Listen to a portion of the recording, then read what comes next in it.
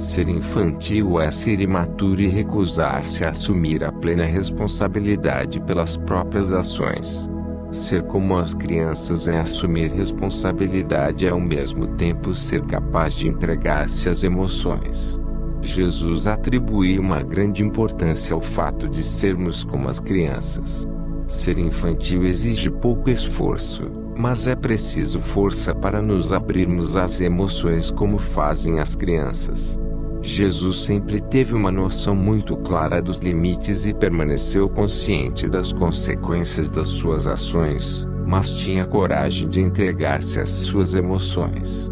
Isso fazia com que as pessoas se sentissem próximas dele, enquanto que o seu senso de responsabilidade confiável as fazia sentir-se seguras em sua presença. Harriet envolvera-se repetidas vezes em relacionamentos intensos e problemáticos que nunca davam certo. Sempre que alguém a desapontava, tinha explosões de raiva, embora já tivesse passado por inúmeras sessões de terapia tentando entender seus problemas com a sensação de abandono. Durante as nossas sessões, Harriet tinha dificuldade em admitir sua parte de responsabilidade em seus problemas de relacionamento, mas acusava outras pessoas, culpando-as por esses problemas. No início, sempre que Harriet se considerava em estado de emergência emocional, ela enviava mensagens para o meu pajem. Ficava furiosa com todo mundo, inclusive comigo, e sentia que tinha o direito de expressar a sua raiva praguejando, gritando e tendo acessos de fúria. Nossas sessões com frequência eram repletas desse tipo de explosão.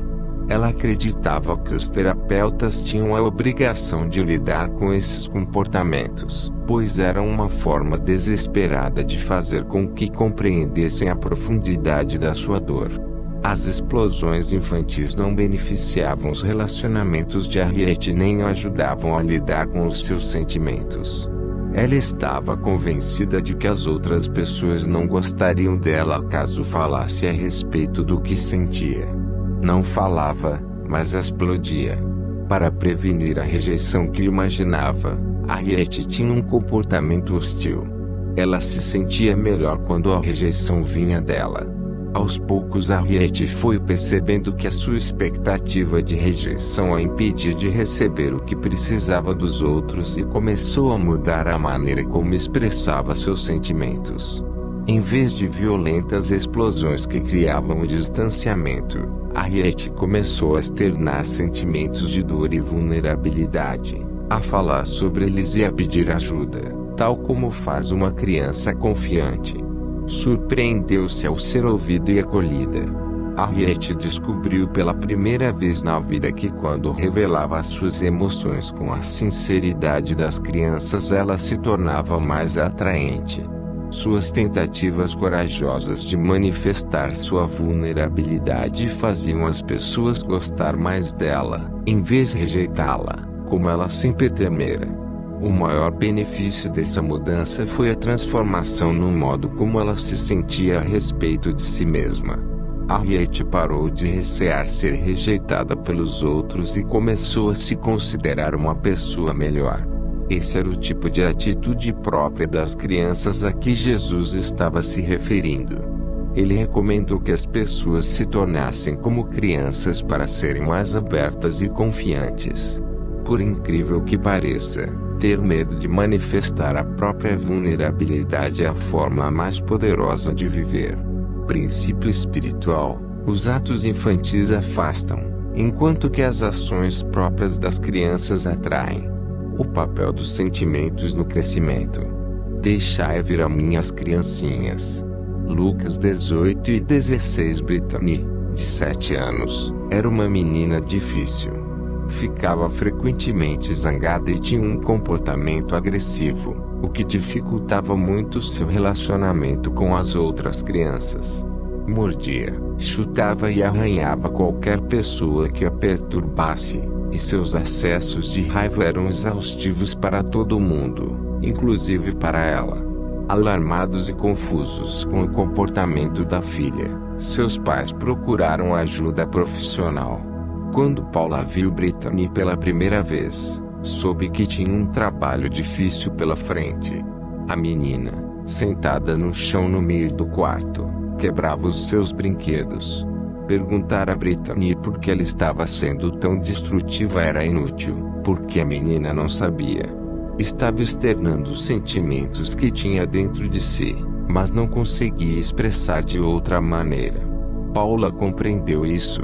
Era muito claro que Brittany estava zangada, mas era mais difícil perceber que a raiva encobria medo.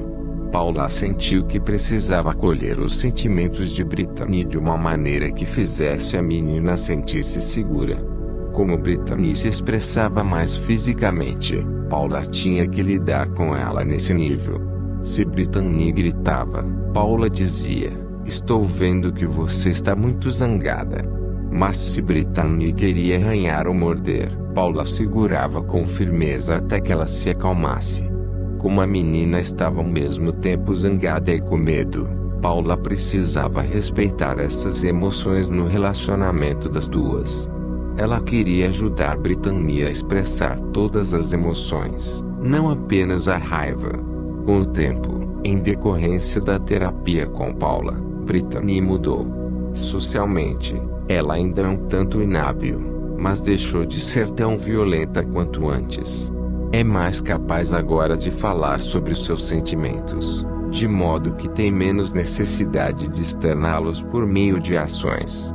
Brittany aprendeu que pode expressar o seu medo e que ele pode ser bem recebido pelos outros, o que a faz sentir-se mais segura. Ela cresceu como pessoa porque consegue manifestar melhor suas emoções. A habilidade com que Paula acolheu os sentimentos de Brittany foi uma libertação para a menina. O relacionamento das duas é um exemplo do crescimento que pode acontecer quando acolhemos amorosamente todas as emoções que alguém nos traz, exatamente como Jesus fazia. Jesus sempre recebeu bem as crianças. Ele conhecia a importância de ser receptivo à abertura delas. Hoje sabemos que o cérebro humano precisa experimentar acolhida aos sentimentos para poder desenvolver-se adequadamente. Cada vez que uma criança é capaz de identificar um sentimento, como eu estou triste ou eu estou feliz, ela desenvolve uma noção mais forte de quem é o eu que está tendo o sentimento. A criança aprende que é o seu eu que está tendo sentimentos tristes ou alegres e que eles não estão vindo de outra pessoa ou de outro lugar. Os pais que acolhem os sentimentos dos seus filhos estão na verdade ajudando-os a solidificar uma identidade que os conduzirá através da vida. Ajudar as crianças, e também os adultos, a identificar os seus sentimentos os ajuda a crescer. O ardente desejo de Jesus de acolher as crianças é um modelo psicológico para nós. Ao receber com alegria a espontaneidade emocional das crianças, ele estava estimulando o crescimento delas. A sua capacidade de acolher tornou-se a marca registrada da sua presença benéfica que era sentida por todos que o encontravam. Princípio espiritual. A identidade de uma criança forma-se mais no coração do que na cabeça. O papel dos sentimentos na nossa conexão com os outros. Felizes os puros de coração, pois verão a Deus. Mateus 5:8. Jesus ensinou que as pessoas espiritualizadas relacionam-se de coração para coração. O entendimento emocional cria um vínculo. Nós nos sentimos aprovados quando os outros concordam intelectualmente conosco, e somos confortados quando eles nos protegem fisicamente, mas só nos sentimos ligados quando compartilhamos com eles experiências emocionais. Os puros de coração têm uma conexão especial com Deus não apenas porque são sinceros, mas também por causa da sua capacidade de saber claramente como se sentem. Sandra e Ben procuraram o aconselhamento matrimonial por causa de um dos problemas mais comuns que encontro hoje nos casamentos: a comunicação emocional deficiente. Antes do casamento, ambos eram profissionais de nível superior com uma carreira de sucesso. Quando começaram a formar a família, Decidiram de comum acordo que Sandra deixaria seu trabalho e ficaria em casa para cuidar das crianças. Eles estavam felizes com essa decisão, satisfeitos com o dinheiro que Ben trazia para a família e contentes com o desempenho dos filhos.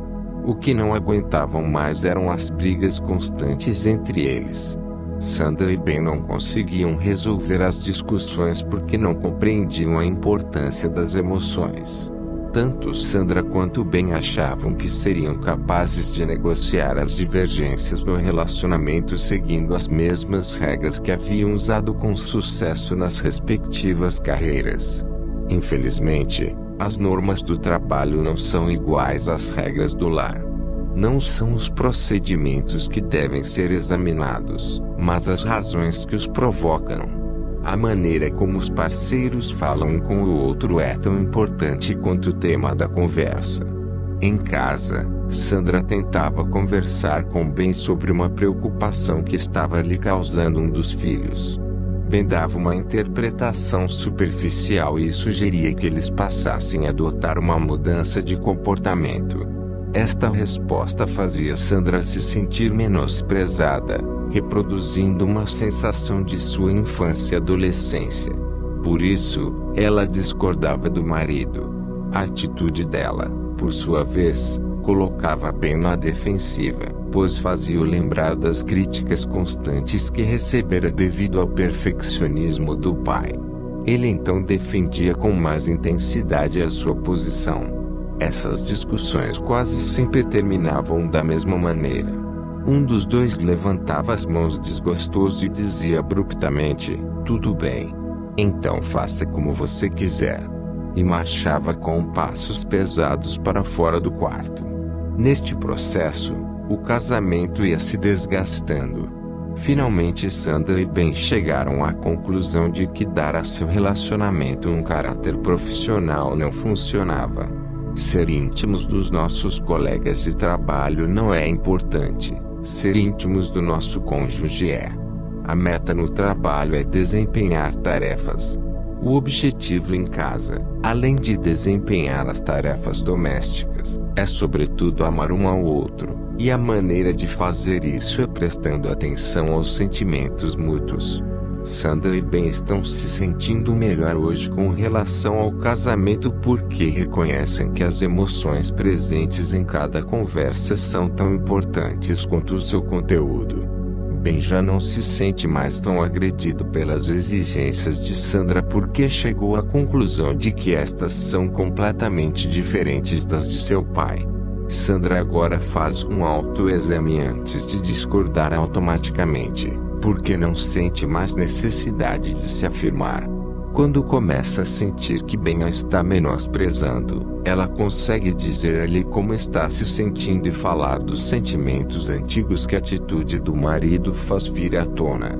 Ben se desculpa dizendo que sua intenção não era depreciá-la, ele está apenas ansioso para ajudar e às vezes se apressa em apresentar logo uma solução por causa da pressão que o pai exercia sobre ele. Sandra e Ben aprenderam uma importante verdade: a conexão entre as pessoas só é plenamente exercida quando a intimidade é vivida pela expressão clara dos sentimentos. Eles não eram capazes de experimentar a intimidade sem uma maior clareza no coração. Como Jesus previu, é preciso pureza de coração para construir um relacionamento feliz. Jesus nunca colocou o valor intelectual acima da pureza de coração. Ele sabia que as pessoas estabelecem contato através das emoções e que as nossas divergências mais sérias não são a respeito do que pensamos, mas o resultado de como fomos emocionalmente feridos. Princípio espiritual: a intimidade que vem de um coração puro é essencial no relacionamento de um casal. O segredo para sobreviver a um sofrimento: não se perturbe o vosso coração. Confiai em Deus, confiai também em mim. João 14:1. Jesus ensinou que a solução para sobreviver ao sofrimento era permanecer ligado a Deus. Se permitirmos que Deus permaneça conosco no sofrimento, por pior que este seja, Podemos amadurecer e crescer durante os tempos difíceis. Qualquer coisa é tolerável se não tivermos que suportá-la sozinhos. Rick era uma das crianças mais baixas da sua turma no colégio. Era sempre o último a ser escolhido para um time, e os meninos mais altos frequentemente caçoavam dele. Ele tentava evitar situações em que as outras crianças pudessem ter a oportunidade de zombar dele por ser tão baixo, mas mesmo assim isso acontecia com frequência. Rick escapou de tornar-se uma pessoa amarga em parte devido ao seu relacionamento com Greg. Os dois formaram uma amizade especial que durou a vida inteira.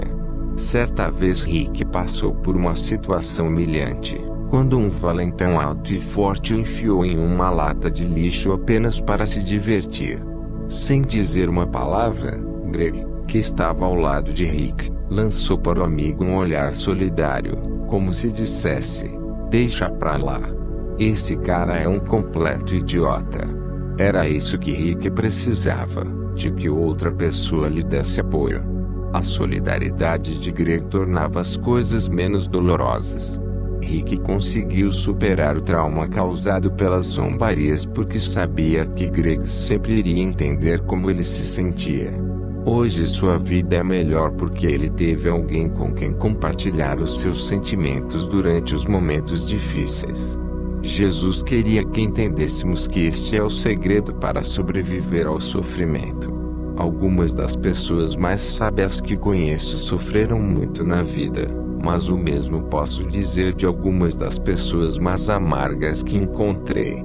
Jesus sabia que o sofrimento pode nos tornar melhores ou mais amargos. O próprio sofrimento dele era uma parte inevitável da sua vida, e enfrentá-lo foi fundamental para a sua missão na Terra. Jesus demonstrou com sua vida qual é a maneira de sobreviver ao sofrimento. Mesmo nos momentos mais difíceis, Jesus nunca perdeu a sua ligação com Deus. Ele não tentou passar sozinho pelo sofrimento.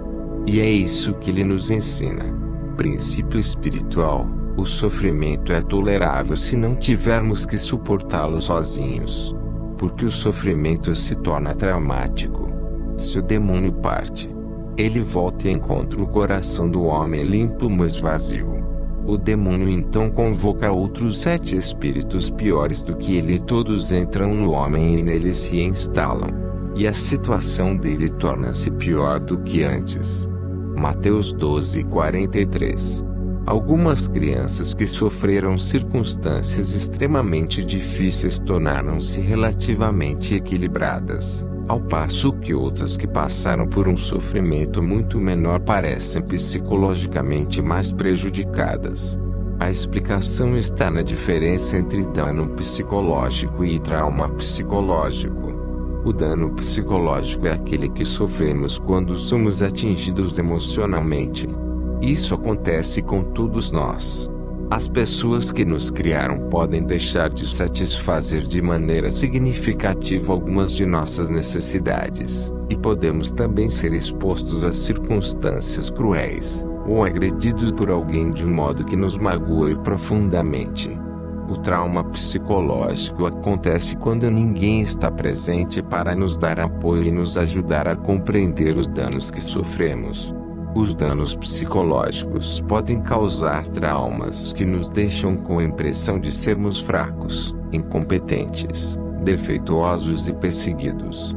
Um evento doloroso torna-se traumático quando adquire um significado negativo a respeito de quem somos. Os eventos traumáticos do passado podem transformar-se em demônios que nos perseguem a vida inteira. Ter a presença de uma pessoa que se mostre receptiva à nossa dor faz toda a diferença do mundo. Jesus sabia que precisamos da ajuda dos outros quando somos magoados para evitar que os demônios voltem a nos ferir ainda mais. Candice é uma mulher atraente e inteligente.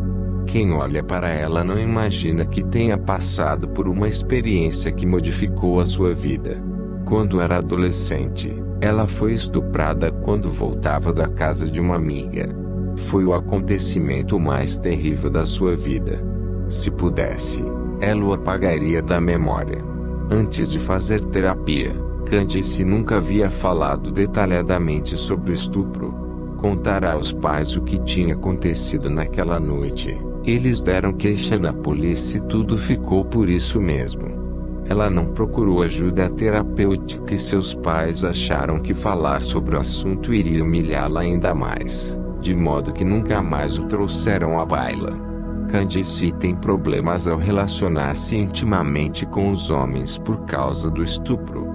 Fica tensa quando pensa em ter um contato sexual com um homem e sente medo quando está perto de homens fortes e dinâmicos.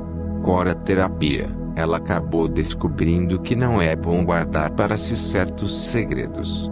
Candice caiu na armadilha na qual sucumbem muitos sobreviventes de estupro. Ela não conseguia parar de pensar: se ao menos eu tivesse pedido uma carona naquela noite. O vestido que eu estava usando chamava muita atenção, ou como posso ter sido tão idiota. Candice estava se culpando. Este procedimento transformou o dano que sofrera em um trauma duradouro. Talvez se ela tivesse sido capaz de conversar com alguém, seu segredo não tivesse sido tão nocivo. Outra pessoa poderia tê-la ajudado a ver que seus sentimentos não eram anormais e que ela não era responsável pelo que acontecera. Se Candice tivesse recebido ajuda para lidar com seus sentimentos, esse terrível acontecimento talvez não tivesse se transformado em um trauma permanente que a fazia sentir-se tão mal com relação a si mesma. Os demônios adoram trabalhar em segredo, mas fogem quando são forçados a se tornar visíveis. Candice está começando a sentir-se menos amedrontada na presença dos homens, porque está trabalhando seus sentimentos na terapia. Fechar a porta para os danos do passado não mantinha os demônios à distância, mas permitir que seu terapeuta percorra com ela os lugares escuros e ocultos está conseguindo afastá-los. Jesus sabia que todos sofremos danos, mas não temos que viver traumatizados por causa deles. Ele acreditava que, se compartilharmos o fardo das ofensas que recebemos com alguém em quem confiamos, poderemos evitar que elas se transformem em trauma. O tempo por si só não é capaz de curar. Se não procurarmos ajuda, os demônios do passado ficarão presentes. Princípio espiritual: o tempo por si só não é capaz de curar. Os seres humanos gostam de racionalizar. O coração do homem determina suas palavras. Mateus 12:34. Christopher acha que as emoções são sinal de fraqueza. Sua mãe lutou contra a depressão quando ele era criança, e seu pai frequentemente o castigava com raiva. Ele jurou que nunca seria como eles. A mulher de Christopher pediu o divórcio após 4 anos de casamento porque suas necessidades emocionais não estavam sendo satisfeitas, o que o deixou ainda mais convencido de que as pessoas que vivem com base nas emoções acabam destruindo tudo à sua volta. Christopher acredita que as pessoas racionais são de confiança e as pessoas emocionais são fracas e patéticas. Considera que seu único erro no casamento foi não ter percebido antes como sua esposa era emocional. O que Christopher não percebe é que a sua conclusão a respeito das emoções está profundamente ligada ao que sofreu na infância. Por este motivo, ele não foi capaz de criar uma intimidade emocional com a mulher, o que fez com que o casamento acabasse muito antes de ela deixá-lo. A sua insistência em afirmar que o fato de ela ser excessivamente emocional tinha sido a causa do divórcio foi na verdade uma racionalização que ele usou para defender-se. Christopher tinha um medo enorme de que a mulher o magoasse depois de toda a dor que os seus pais haviam lhe causado. O problema não era o fato de a sua mulher ser emocional demais, mas de ele depreciar e negar as emoções. Christopher possui um argumento racional para explicar como as emoções arrumaram a sua vida. O que não percebe é o papel que ele próprio desempenhou na destruição do casamento. Apesar de achar que sua decisão de evitar as emoções era racional, foi uma decisão puramente emocional. E como ele não tem consciência disso, fica sujeito ao poder destrutivo de uma emoção não controlada.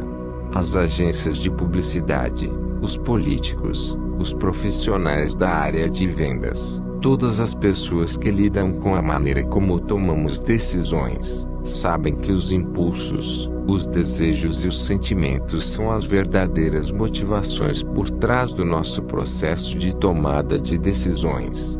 Frequentemente pensamos estar sendo objetivos e racionais para emprestar maior credibilidade às nossas conclusões. Mas a verdade é que seguimos o coração nas conclusões a que chegamos, mesmo quando insistimos em negar isso. Jesus frequentemente seguia a paixão do seu coração, mesmo quando ela não fazia nenhum sentido lógico para aqueles que o cercavam. Quando decidiu escolher um grupo de discípulos para o seu círculo mais chegado de amigos, o seu principal critério não foi a educação e nem mesmo a inteligência. Ele preferiu aqueles capazes de entender com o coração. Jesus não tentou mudar o mundo com uma nova filosofia ou um melhor conjunto de princípios espirituais que pudessem ser ensinados de modo acadêmico. Ele sabia que o reino de Deus seria difundido pelo impacto do que as pessoas sentiam no coração. Princípio espiritual: justificamos na mente o que decidimos no coração. Capítulo 8. Conhecendo o seu inconsciente, a vós foi dado conhecer os mistérios do reino dos céus, mas a eles não. A quem tem será dado, e terá em abundância, mas de quem não tem, até mesmo o que tem será tirado. Eis porque lhes falo em parábolas, para que, olhando, não vejam e, ouvindo, não escutem nem compreendam. E neles se cumpra a profecia de Isaías, que diz: ouvireis com os ouvidos e não entendereis, olhareis com os olhos e não vereis. Mateus 13, 11 a 14. Podemos olhar diretamente para as pessoas sem vê-las, ou ouvir as pessoas falarem, mas não escutá-las. Jesus sabia que forças fora da nossa percepção consciente atuam na nossa mente, frequentemente impedindo que lidemos com as coisas que estão bem na nossa frente. Ele conhecia este aspecto da mente humana que hoje chamamos de inconsciente. O inconsciente é uma maneira de descrever o modo como a mente filtra o pensamento. É o jeito que a nossa mente tem de evitar que pensemos a respeito de tudo de uma vez só. Como não podemos lidar com tudo de uma única vez, não podemos estar plenamente conscientes de tudo que se passa na nossa mente em um determinado momento. O problema não é o fato de a nossa mente operar inconscientemente, sim de não termos consciência disso. Trabalhamos os nossos assuntos inacabados no inconsciente.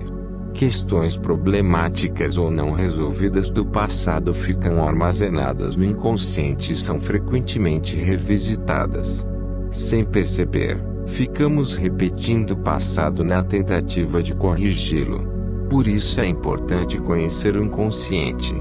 Sem essa percepção, estaremos sempre ouvindo, mas nunca entendendo, porque algumas coisas muito importantes que precisamos compreender estão ocultas no nosso inconsciente. Somos criaturas de hábitos. Vós vos apegais às tradições dos homens. Marcos 7:8. Miguel concordou em procurar o aconselhamento conjugal com Adriane após anos de insistência da parte dela. Adriane queixava-se de que Miguel era muito exigente e crítico. Ele só se dispôs a vir às sessões para agradá-la. Ambos encaravam o próprio casamento como tradicional, porque apenas Miguel trabalhava fora e Adriane havia optado por ficar em casa com as crianças. Adriane estava contente com essa situação, mas se ressentia com a atitude controladora de Miguel. Parecia que ele queria impor a ela e às crianças a forma de viver com que fora criado, e Adriane estava achando o jeito do marido autoritário e humilhante.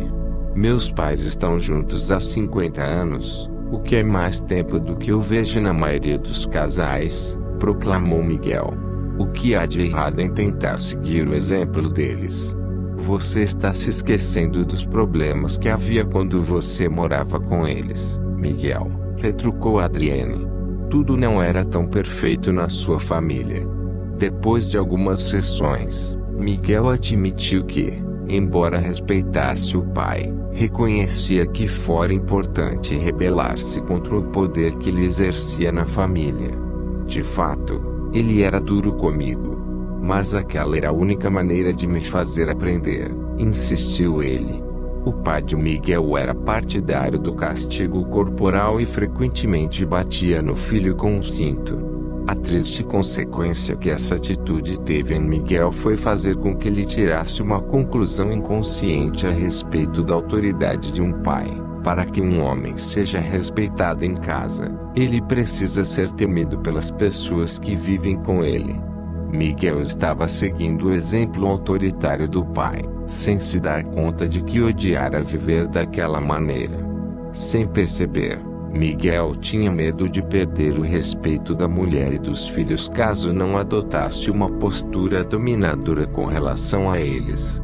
Inconscientemente, o respeito e o medo confundiram-se, o que o levou a acreditar que precisava dominar os membros da família para não ser um fracasso como marido e pai. Miguel está começando a aceitar que as tradições que estava tentando seguir tinham origem em fatos do passado que o fizeram sofrer. Ele consegue ver agora que a imposição de seu ponto de vista sobre a maneira como a família tinha que ser administrada não dava espaço para o modo como Adriane pensava e lidava com os filhos. Percebeu o preço que todos eles estavam pagando por isso. Miguel já não vive mais seu papel de pai e marido baseado no medo, e Adriane finalmente está começando a sentir que a sua opinião é respeitada. Miguel precisava compreender que seguir inconscientemente as tradições pode ser perigoso, e a percepção de que estava preso a crenças geradas pelas experiências de infância o está ajudando a libertar-se. Somos criaturas de hábitos. Encontramos segurança nas nossas rotinas e identidade nas nossas tradições. Alguns hábitos são bons e Jesus recomendou que seguíssemos certas tradições para nos relacionarmos melhor uns com os outros e com Deus. Ele sabia que precisamos de gestos concretos para expressar o amor nos nossos relacionamentos. O problema surge quando ficamos presos inconscientemente aos hábitos, porque esta atitude nos faz repetir atividades do passado sem que nos apercebamos disso. Jesus não queria que as pessoas seguissem hábitos e tradições sem estar conscientes das razões pelas quais faziam assim. Seguir tradições pode ser benéfico, mas aderir inconscientemente a elas pode trazer prejuízos. Jesus nos disse que tomássemos cuidado ao nos prendermos às tradições, não por elas serem más, mas porque com frequência as repetimos inconscientemente. A questão não é se temos ou não tradições familiares e sim porque as temos. Se as nossas tradições são fator de crescimento para a nossa família, elas são boas, mas, se acontece o contrário, precisamos prestar atenção à advertência de Jesus. Princípio espiritual: os hábitos fundamentados no medo corrompem as tradições baseadas no respeito. Não tenha tanta certeza de si mesmo, mas a vossa culpa permanece porque afirmais saber o que estás fazendo.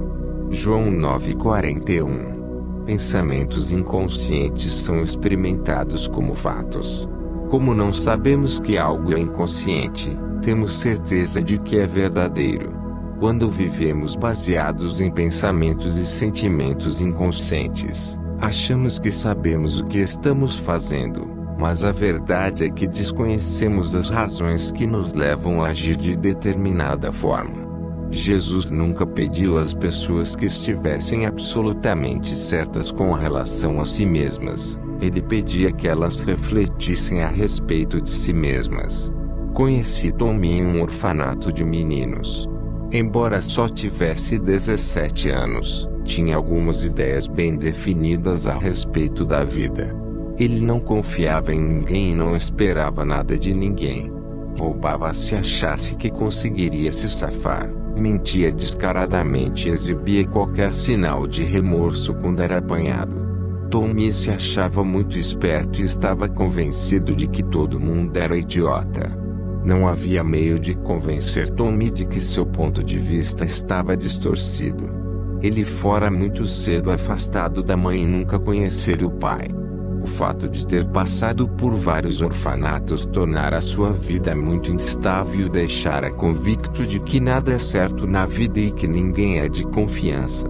Não importa o que as pessoas digam, elas só pensam nelas mesmas, afirmava Tommy. As pessoas não valem nada. Este era o seu lema. Era difícil ajudar Tommy. Ele não tinha interesse em ser ajudado, pois estava absolutamente certo de que a sua avaliação das pessoas era correta.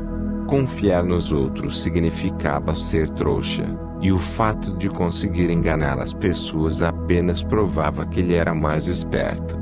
O que Tommy não conseguia entender era que ele estava dominado por convicções inconscientes. Inconscientemente acreditava que não valia nada, o que o tornava extremamente agressivo e irresponsável.